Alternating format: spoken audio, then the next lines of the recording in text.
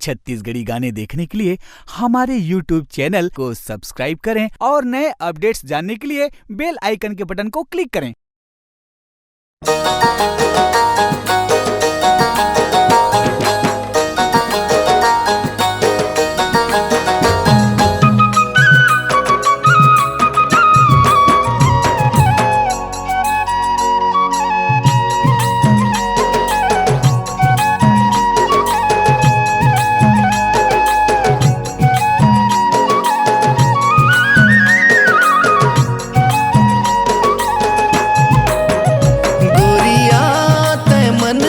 समाए रे तोरे पर ये दिल गुनगुनाए रे, गोरिया ते मन मा समाए रे तोरे पर ये दिल गुनगुनाए रे।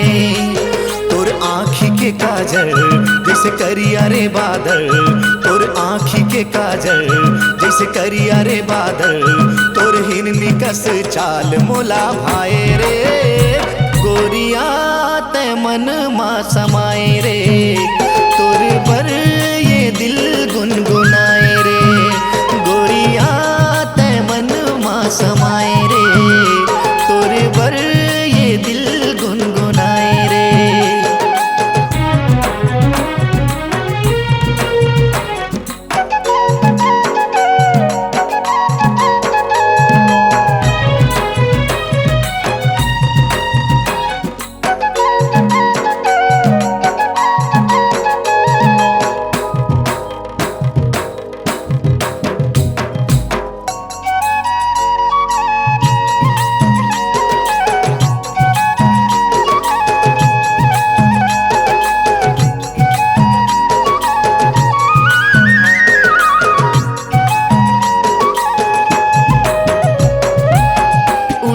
हवा तोरे चुनरी लहराए रे, चुनरी लहराए रे तोर पर माया रानियों गहराए रे।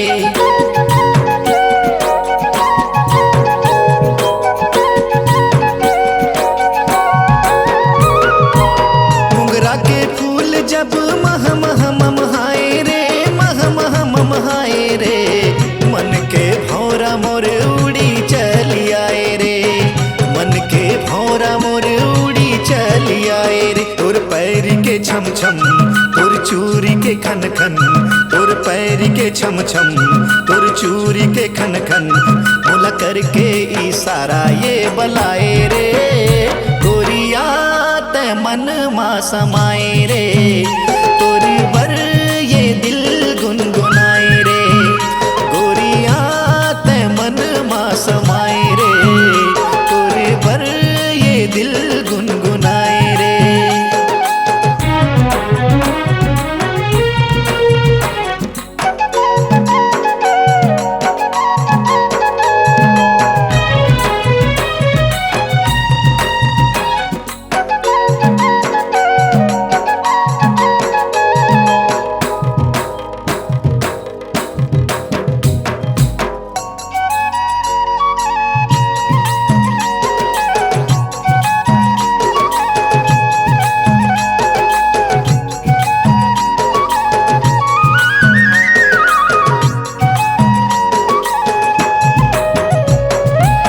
रात में बिजली सही जोगनी बरत आए रे, जोगनी बरत आए रे, चंदा कस चेहरा तोरे मन ला मोर लुभाए रे।